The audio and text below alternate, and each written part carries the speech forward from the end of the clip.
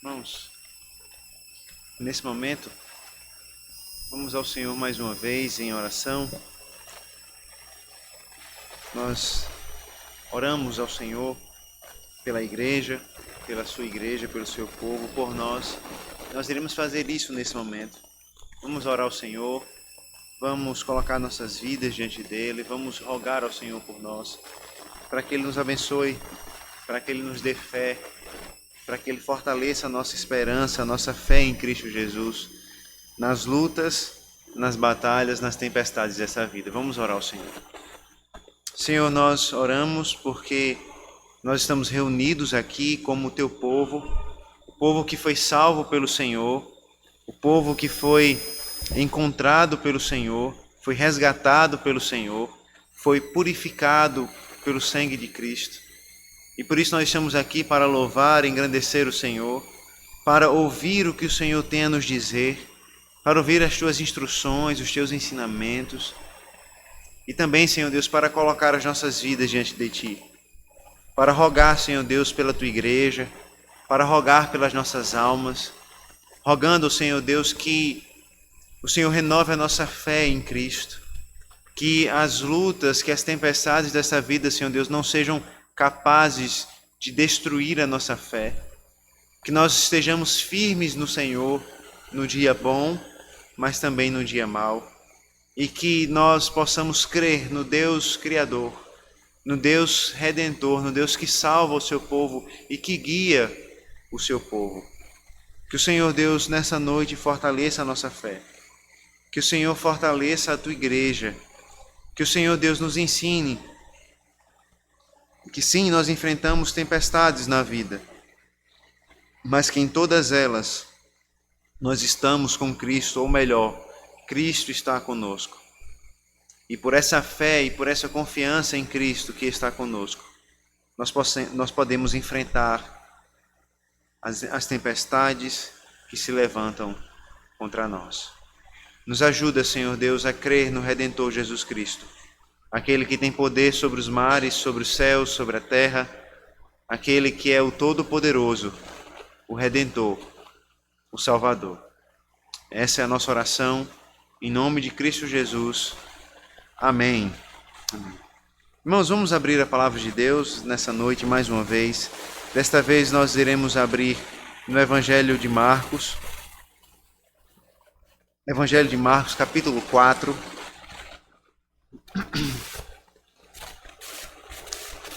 Evangelho de Marcos, capítulo 4. Nós vamos ler a partir do versículo 35 até o versículo 41.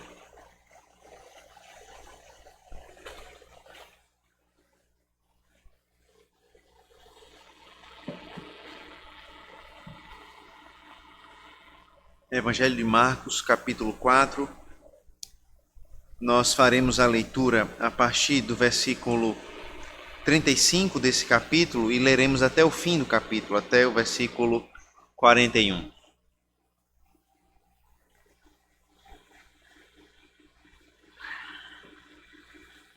Ouça com atenção, com fé, o que diz a palavra de Deus.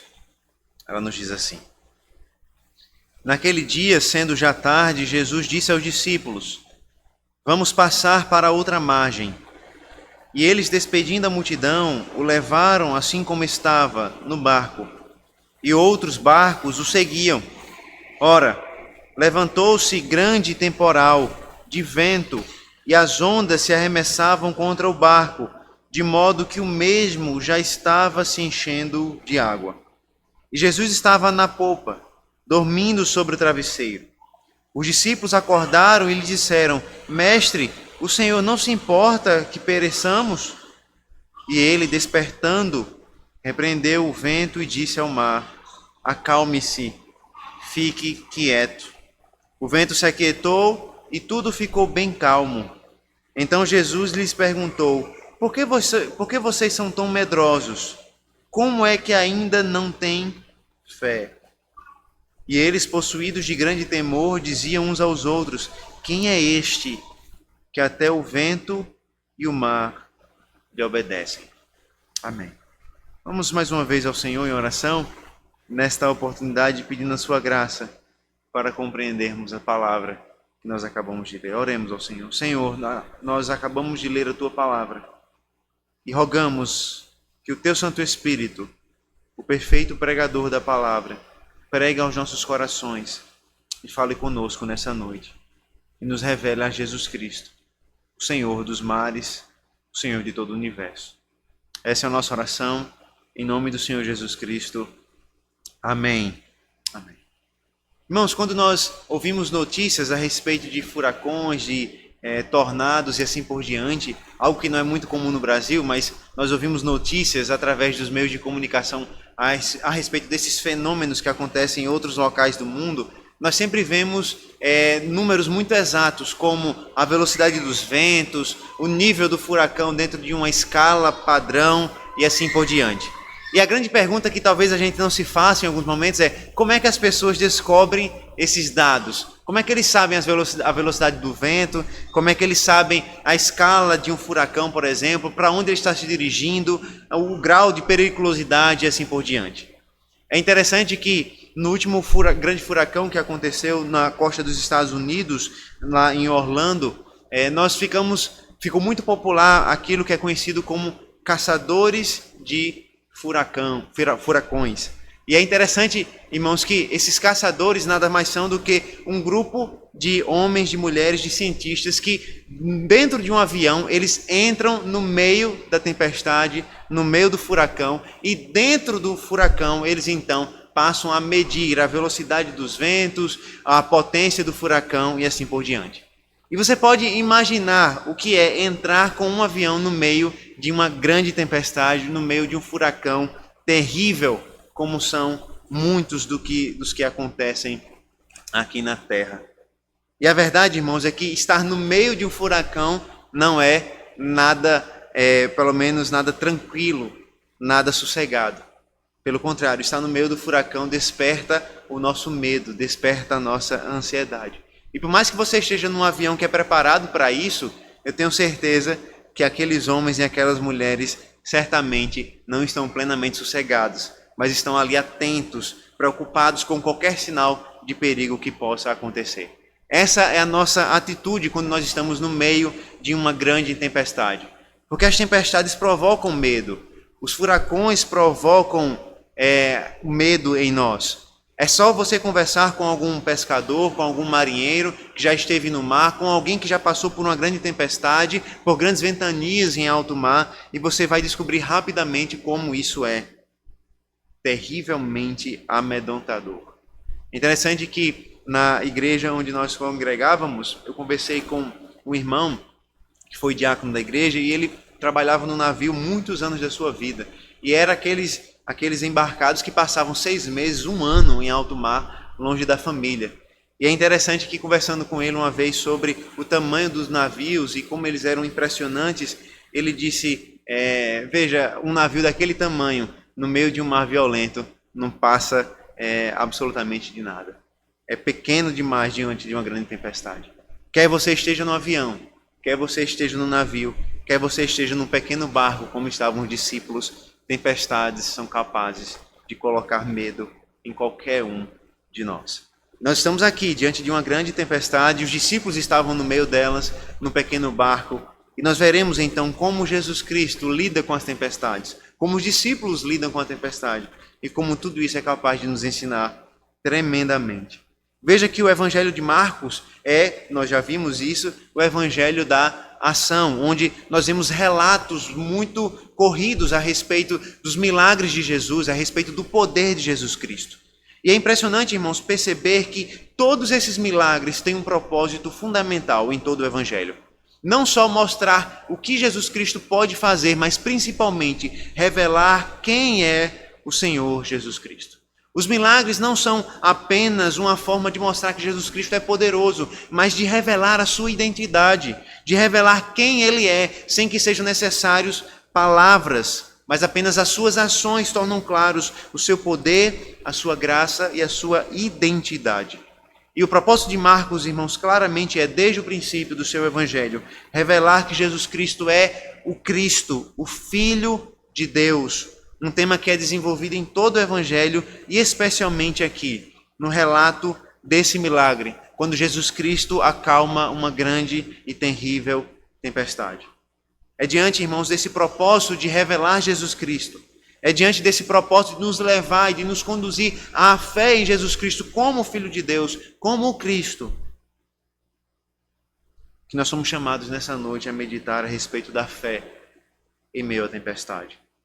E a grande pergunta que vai nos guiar nessa noite é: como nós podemos ter, ou melhor, por que nós podemos ter fé em meio à tempestade? Por que nós podemos ter fé em meio à tempestade? E a primeira resposta que o texto nos oferece é porque o nosso Salvador se importa conosco. Por que nós podemos ter fé em meio à tempestade? Porque é um Salvador, Criador dos céus e da terra, que verdadeiramente se importa conosco. Veja que no versículo 35, o texto nos diz que já era tarde naquele dia e que Jesus Cristo disse então aos seus discípulos: vamos passar para o outro lado, para a outra margem. E aqui nós devemos fazer algumas perguntas. Primeiro, que dia era esse e para onde Jesus estava indo? Onde Jesus estava e para onde ele estava indo? Nós devemos compreender, irmãos, que esse dia do Senhor Jesus Cristo começa a ser descrito no início do capítulo 4. No início do capítulo 4, Marcos nos diz que Jesus passou a ensinar na beira do mar e que em volta do Senhor Jesus Cristo se reuniu uma grande multidão. E o início do capítulo 4 de Marcos, versículos 1 e 2, nos dizem que a multidão era tão grande que Jesus Cristo teve que subir num barco e ensinar do barco para a multidão que estava na praia. E faz todo sentido, porque a estrutura do Mar da Galileia, como nós vamos ver, ajudava bastante a falar em público, uma vez que ecoava a voz daqueles que falavam, daqueles que falam até hoje lá, com maior facilidade. Jesus Cristo então estava num barco, a multidão reunida na praia, e Jesus Cristo passou a ensinar muitas coisas para essas pessoas. E quase todo o capítulo 4 é a respeito desse ensino do Senhor Jesus Cristo. A partir do versículo 2, Jesus Cristo começa a ensinar, e até o versículo 34, Jesus Cristo está ensinando e contando parábolas. Só então, no versículo 35, no texto básico que nós acabamos de ler, é que nós vemos o final do ensinamento do Senhor Jesus Cristo, o final do dia de ensino do Senhor Jesus Cristo. A verdade é que, quando o Senhor Jesus Cristo foi para a praia e começou a ensinar ali, ele passou todo aquele dia, o dia inteiro, ensinando aos seus discípulos e à multidão reunida ali. A segunda pergunta que nós devemos fazer é: onde o Senhor Jesus Cristo estava? Nós sabemos que ele estava no mar, que ele estava ensinando as multidões, mas aonde ele estava exatamente? O texto nos diz que ele estava no Mar da Galileia. E é interessante que, apesar de ter esse nome, Mar da Galileia, o Mar da Galileia não é um mar exatamente, mas é um grande lago, um lago que é chamado de Mar de Tiberíades ou de Lago de Genezaré também. É um lago enorme, cerca de 20 quilômetros de comprimento, 10 quilômetros de largura, um mar de águas calmas, aparentemente, sem grandes correntezas, mas com um detalhe muito importante. Esse lago ficava como que numa bacia, no meio de uma rede de montanhas que o cercavam.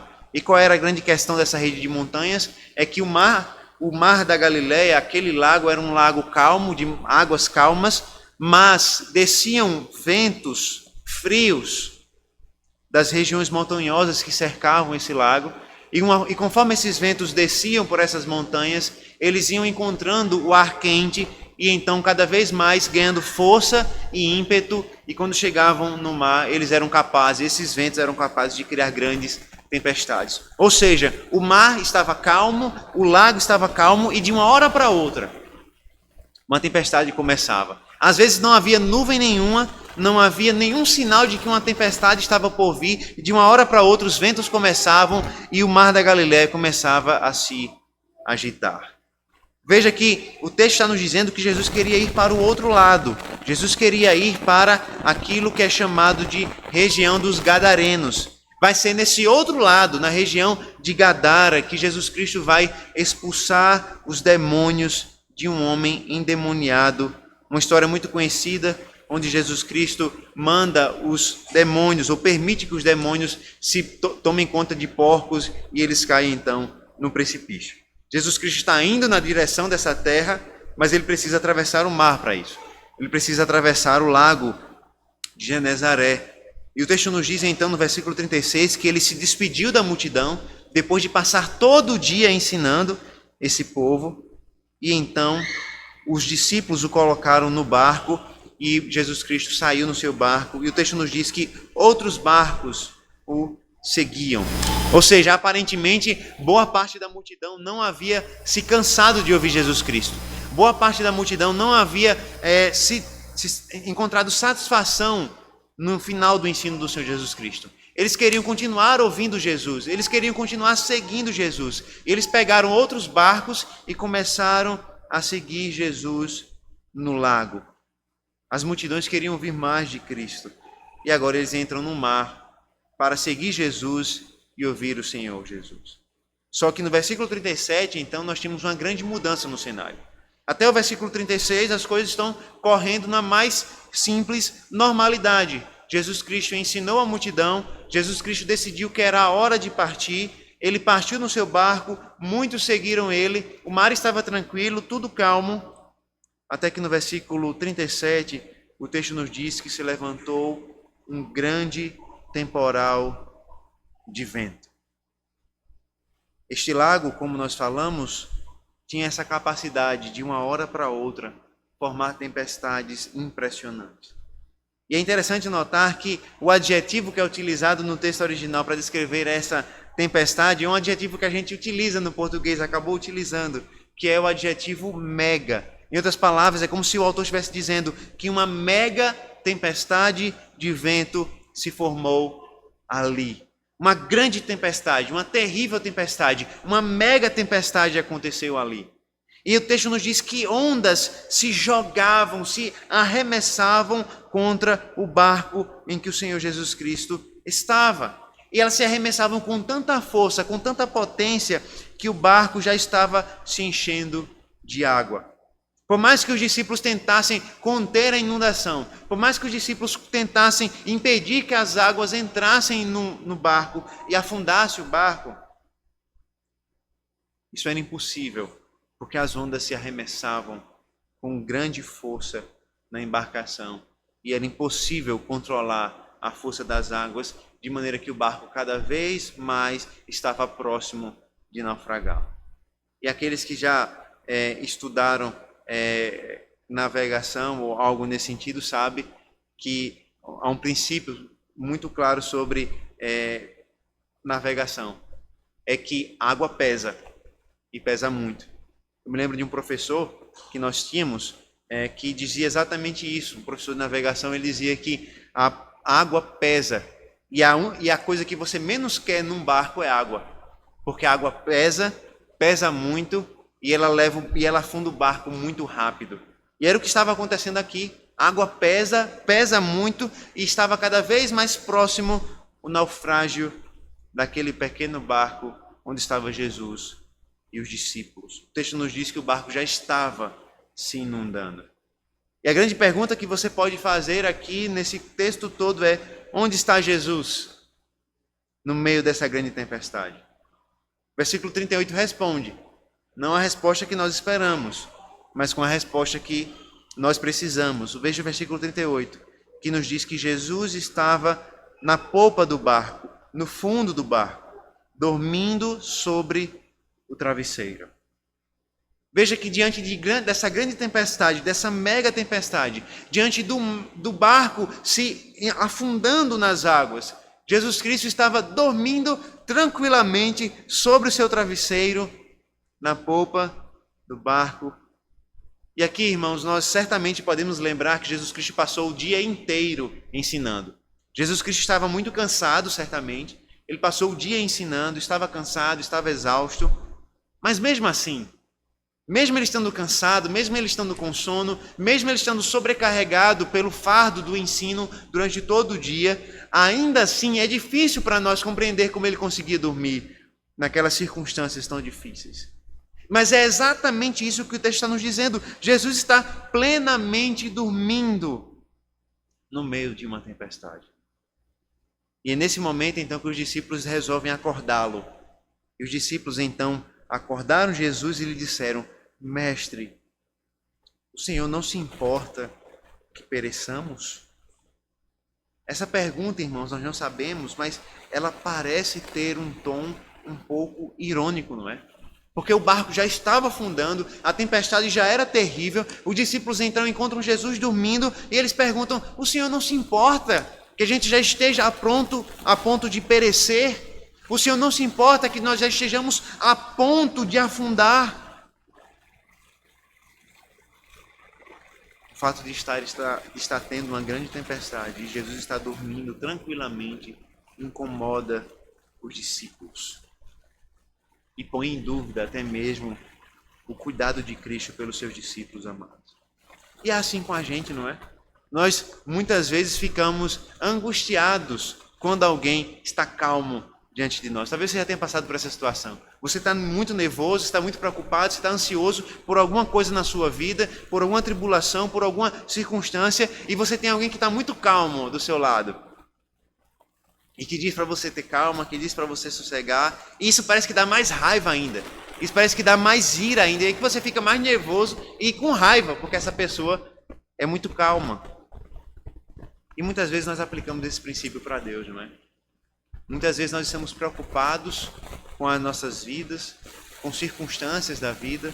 Estamos preocupados com a nossa família, estamos preocupados com o nosso trabalho, estamos preocupados com a nossa saúde, com outras coisas que nós temos ao redor de nós. E quando nós oramos, Deus não parece responder. Deus parece estar dormindo. Deus não parece estar muito preocupado com a nossa situação. Deus parece estar muito calmo quando nós estamos muito nervosos. E isso talvez nos deixe ainda mais ansiosos, nos deixe ainda mais preocupados e nos faça duvidar do seu amor por nós. A verdade é que nós muitas vezes oramos anos a fio pela nossa família. Nós não vemos a resposta que nós desejamos. A verdade é que muitas vezes nós estamos passando por uma situação de enfermidade física e nós oramos e Deus aparentemente não responde. Muitas vezes nós estamos passando por dificuldades financeiras e nós oramos pela graça de Deus e nós não vemos a resposta de Deus como nós desejamos. E nós julgamos que Deus não se importa. E nós muitas vezes julgamos que Deus não está preocupado, que Deus não está atento. E a verdade, irmãos, é que a nossa vida é assim, não é? A verdade é que a nossa vida muitas vezes se parece com um mar muito calmo que de uma hora para outra se transforma num mar turbulento. Basta o resultado de um exame para a nossa vida mudar completamente. Basta um telefonema do trabalho para a nossa situação financeira se transformar. Basta um acidente para transformar a nossa família e a nossa alegria. Enfim, a nossa vida pode rapidamente passar de um mar tranquilo para um mar muito tempestuoso e muito revoltoso. Mas a questão é, será que nós confiamos de fato que Deus se importa conosco? Ou será que nós somos mais propensos a pensar como os discípulos e dizer: Senhor, por que o Senhor não se importa que a gente pereça aqui? Por que o Senhor não se importa com a minha família se eu passo anos orando? Por que o Senhor não se importa com o meu sustento se eu não consigo crescer como eu queria? Por que o Senhor não se importa? Por que o Senhor não se importa? Mas a verdade, irmãos, é que Jesus Cristo se importa. E Ele faz isso de maneira muito clara. Quando o texto nos diz que Ele se levanta. E Ele se levanta para responder às preocupações dos seus discípulos. Veja que o versículo 39 nos diz que Ele, despertando, repreendeu o vento e disse ao mar: acalme-se, fique quieto. O vento se aquietou e tudo ficou extremamente calmo novamente. Sem responder os discípulos, observe, Jesus Cristo não fala com os discípulos aqui até agora, Ele vai falar depois, mas até agora não. Jesus Cristo apenas se levanta se dirige ao mar e ele fala com o mar. E para o mar ele diz: acalme-se, fique quieto. Jesus Cristo dá a primeira ordem para que o mar se acalme e dá a segunda ordem para que o mar permaneça quieto. E o texto faz questão de dizer que assim que o Senhor Jesus Cristo terminou de falar, fez-se uma grande bonança, uma grande calmaria. E é interessante porque o texto nos diz que o vento cessou e que veio grande calma. E o adjetivo utilizado para descrever essa calma é o mesmo adjetivo que foi utilizado para descrever a grande tempestade. Se o texto nos diz que foi uma mega tempestade que aconteceu, o texto está nos dizendo que uma mega paz tomou conta daquele mar. Uma mega calmaria tomou conta daquele mar. Ou seja, o autor de Marcos está fazendo questão de nos dizer que Jesus Cristo resolveu completamente o problema. Não é que o mar ficou um pouquinho mais calmo e deu para concluir a viagem.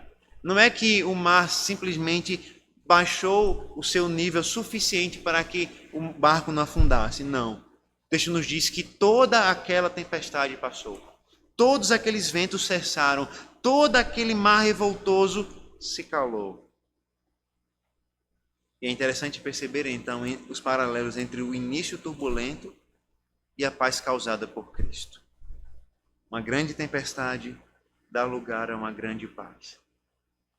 E os discípulos se questionaram: o Senhor não se importa que nós pereçamos? E Jesus Cristo não respondeu com palavras, mas Jesus Cristo certamente agiu. Ele se ergueu, ele se acordou, ele repreendeu o mar violento e ordenou, e o mar se aquietou. Quantas vezes nós questionamos o nosso coração e perguntamos se o Senhor de fato se importa conosco? Porque nós julgamos que Deus demora. Nós julgamos que o Senhor está demorando demais para agir. Nós julgamos que as nossas orações não estão sendo atendidas. Mas o Senhor sabe a hora de se levantar. O Senhor sabe a hora de se erguer e mandar o mar se acalmar. O Senhor sabe a hora de agir. O Senhor não tarda, o Senhor não falha. Nós julgamos o Senhor demorado. Nós julgamos que o Senhor não escuta. Nós julgamos que o Senhor não se importa. Mas a verdade é que o Senhor sempre se importa conosco. O Senhor Jesus Cristo sempre age em nosso favor. O Senhor Jesus Cristo sempre nos conduz em meio às tempestades, mesmo que, aos nossos olhos, as coisas pareçam demoradas demais, as coisas pareçam sem resposta. O Senhor ouve, o Senhor atende, o Senhor escuta.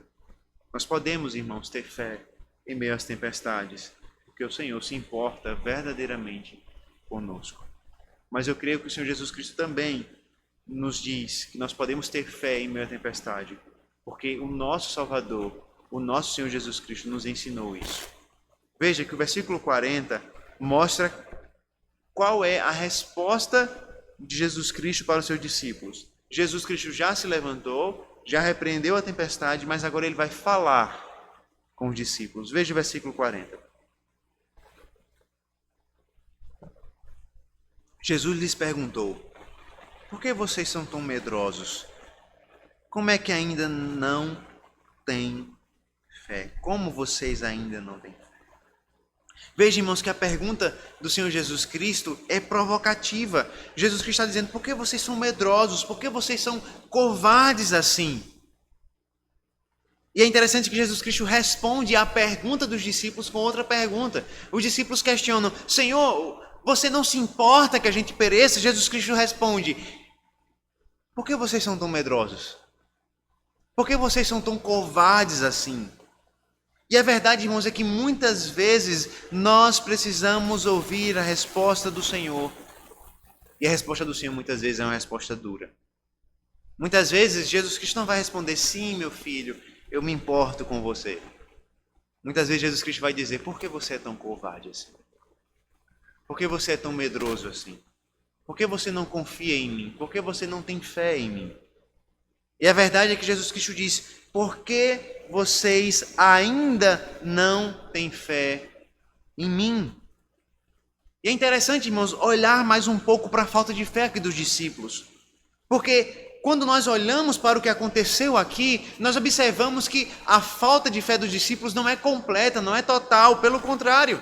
Os discípulos, eles já viram os milagres de Cristo, eles já ouviram as palavras de Cristo, e no meio da tempestade eles vão até Cristo buscando auxílio e ajuda. Veja, há uma certa fé nos discípulos aqui. O mar se torna revolto, eles sabem onde eles podem encontrar a esperança, eles sabem onde eles podem encontrar a salvação, eles vão até Cristo. Isso é um ato de fé. Mas mesmo assim, Jesus Cristo diz que eles ainda não possuíam fé. A verdade, irmãos, é que a falta de fé deles não é porque eles não sabiam que Jesus Cristo tinha poder, mas é porque eles temeram diante da tempestade e eles temeram mais do que eles creram. E assim nós somos, não é? Nós sabemos que Jesus Cristo tem poder. Nós falamos para as pessoas que Jesus Cristo tem poder. Nós falamos que Ele é Deus Criador, que Ele é o Deus Redentor. Nós falamos que Ele é o Senhor de todo o universo. Mas no meio das preocupações da vida, nós temos medo e ficamos ansiosos. Nós sabemos quem é Jesus. Nós falamos de Jesus. Mas quando a tempestade chega e o barco começa a afundar, nós temos medo. Os discípulos estavam no barco com Jesus. E eles estavam com medo. Eles procuraram Jesus, mas eles procuraram com medo. E aqui, irmãos, muitas vezes nós percebemos e aprendemos que muitas vezes o nosso problema é porque nós olhamos para o tamanho das circunstâncias, para o tamanho da tempestade, e nós nos esquecemos do tamanho daquele que está conosco. Nós olhamos para o tamanho do mar revoltoso, nós olhamos para o barco afundando e nós nos esquecemos quem está no barco também, quem está conosco também. E diante dos problemas, irmãos, da vida, diante das dificuldades, diante das tragédias, diante dos maus diagnósticos, diante das previsões ruins, é fácil ter medo. E veja, Jesus sabe que os problemas são grandes. Observe, em nenhum momento Marcos escondeu o tamanho da tempestade, pelo contrário, Marcos fez questão de dizer, era uma grande tempestade, era uma mega tempestade. A Escritura, a Bíblia, não tentou esconder o tamanho do problema, não tentou esconder a gravidade da situação, pelo contrário, o texto nos diz que o barco já estava afundando. Mas a questão que Marcos nos faz observar, principalmente, não é o tamanho da tempestade, mas o poder do Senhor Jesus Cristo. Veja, uma grande tempestade com Cristo Jesus se torna pequena e inútil. Mas uma pequena tempestade sem Cristo Jesus é capaz, certamente, de afundar os barcos mais potentes, mais poderosos desse mundo. A verdade, irmãos, é que sem Cristo, qualquer lugar de paz se torna um lugar de tribulação e de angústia. Você percebeu que Jesus Cristo não fez muito esforço para derrotar a tempestade ou para acalmar a tempestade? Aquela grande tempestade foi acalmada simplesmente pelas palavras do Senhor Jesus Cristo. Jesus Cristo apenas disse, acalme-se, aquiete-se, e o mar se aquietou e o mar parou. Nós podemos acreditar, irmãos, que nas lutas contra as tentações nós não estamos sozinhos. Nos maus diagnósticos da nossa vida nós não estamos sozinhos. Nas lutas para vencer os nossos pecados nós não estamos sozinhos. Nas aflições que nós passamos com as nossas famílias nós não estamos sozinhos. Nas lutas contra enfermidades físicas nós não estamos sozinhos. Há um Salvador conosco. Há um Senhor conosco, que é todo poderoso a ponto de dizer para o mar se acalme, e ele se acalma. Tenha fé em Jesus, mesmo diante das mais terríveis tempestades que esse mundo pode nos trazer. Não seja covarde, não seja medroso.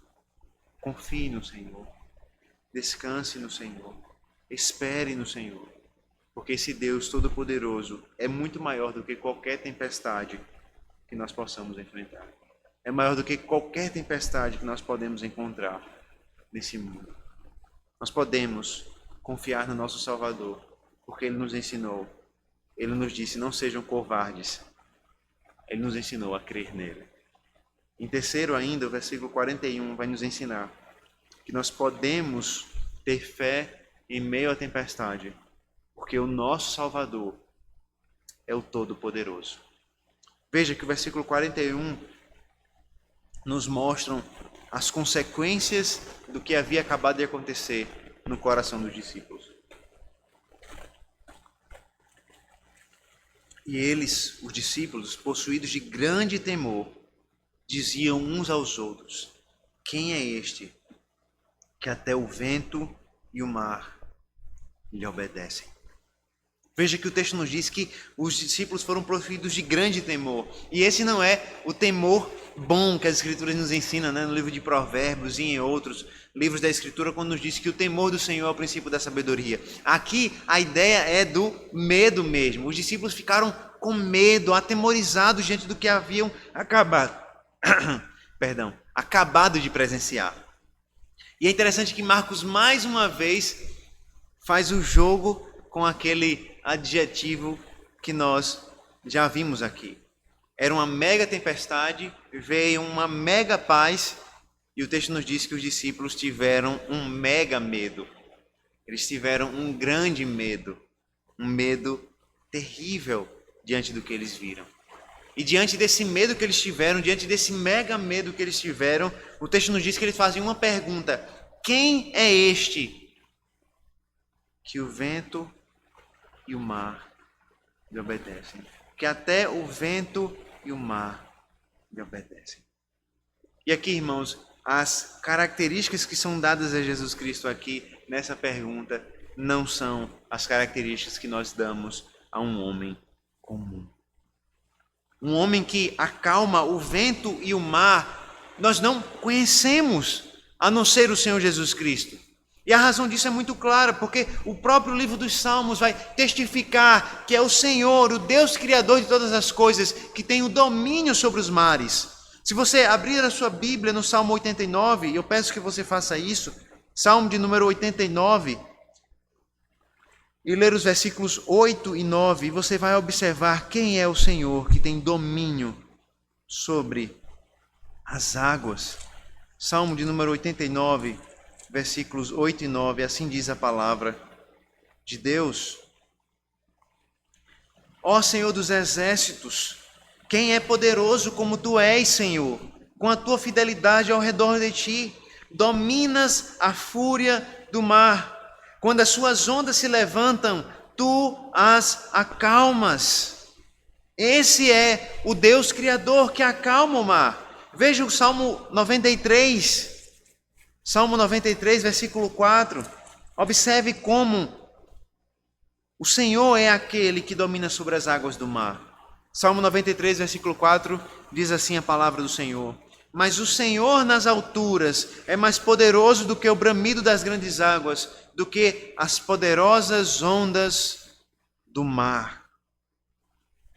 Esse é o Senhor Deus, esse é o Senhor Yahvé, que é o Senhor dos mares, o Deus da criação, que domina sobre as águas do mar, que acalma as águas do mar, que acalma a tempestade. E é por isso que os discípulos estão espantados.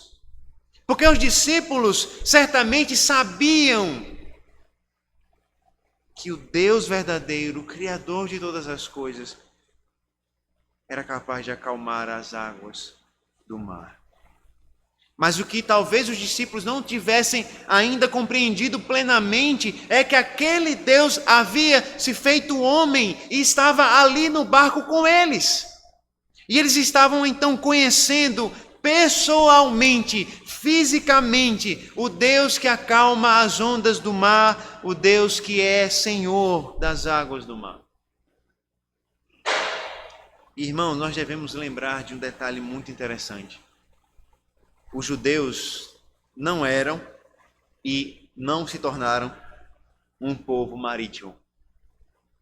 Os judeus nunca tiveram frotas de navio, nunca foram um povo considerado um povo do mar. Pelo contrário, ao longo da literatura judaica e até no Antigo Testamento, você vê que os judeus tratam o mar como um símbolo das forças incontroláveis da natureza e até mesmo como símbolo de forças malignas.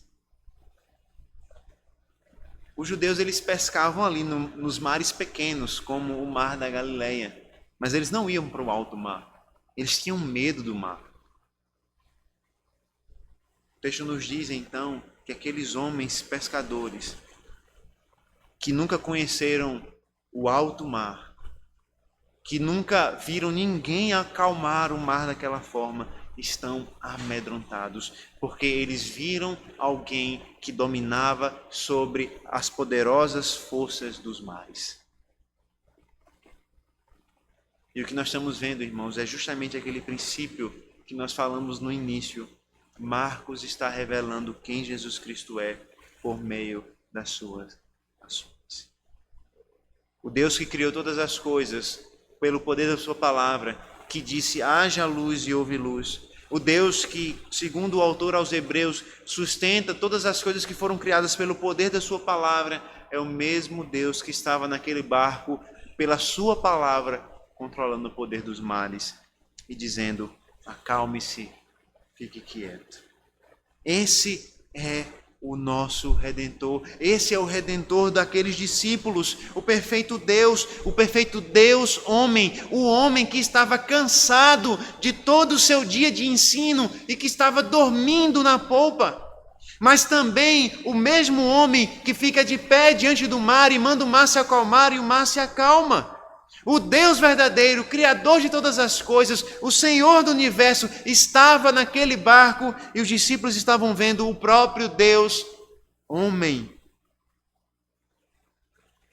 De maneira que quando nós olhamos para o Senhor Jesus Cristo dormindo no barco, nós não olhamos para um homem fraco, dormindo do cansaço do dia. Nós olhamos para, como diz o autor aos Hebreus, para um homem que, como nosso sumo sacerdote, se compadece das nossas fraquezas, porque ele mesmo experimentou as nossas fraquezas. O Senhor Jesus Cristo sabe o que é estar cansado. Ele sabe o que é pegar no sono. Ele sabe o que é se acordar. Ele sabe o que é andar, o que é comer, o que é estar doente.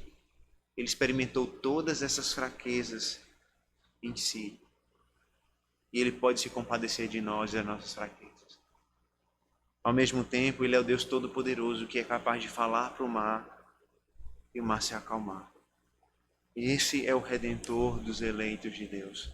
Esse é o Salvador dos eleitos de Deus. Esse é o nosso Salvador, aquele que sabe qual é as nossas fraquezas e se compadece das nossas fraquezas. E que ao mesmo tempo é poderoso para acalmar a tempestade. É poderoso para ser comparado ao Senhor, que é Criador dos céus e da terra, e que diz ao mar para que se acalme, e ele se acalma.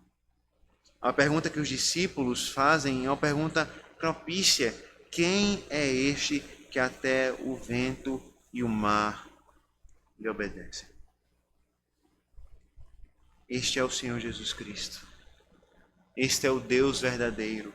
Esse é o Redentor verdadeiro. Quem é este que o vento e o mar se acalmam? Quem é este que o vento e o mar lhe obedecem? Esse é o nosso Salvador. Esse é o nosso Redentor. Esse é o nosso Deus. Esse é o teu Deus. E é por isso que você pode crer nele nos dias das tempestades, nos dias da luta. Quem é este que até o vento e o mar lhe obedecem? É aquele que subiu na cruz do Calvário, enfrentou os terríveis poderes das trevas e da morte, para que nós pudéssemos ter salvação por meio dele. Este é aquele que está revertendo as consequências do pecado, colocando a natureza no seu próprio lugar e mostrando que ele é o Criador Todo-Poderoso e o perfeito homem. Por isso, além de saber que Deus se importa, você deve saber que Deus é o Todo-Poderoso. Ele é o nosso Deus. Quem é este que até o vento e o mar lhe obedecem? Este é o nosso Salvador. Este é o Senhor Jesus Cristo. Você pode ter fé em meio às tempestades, porque o Salvador se importa conosco. Você pode ter fé em meio à tempestade, porque o Senhor Jesus Cristo nos ensinou a isso.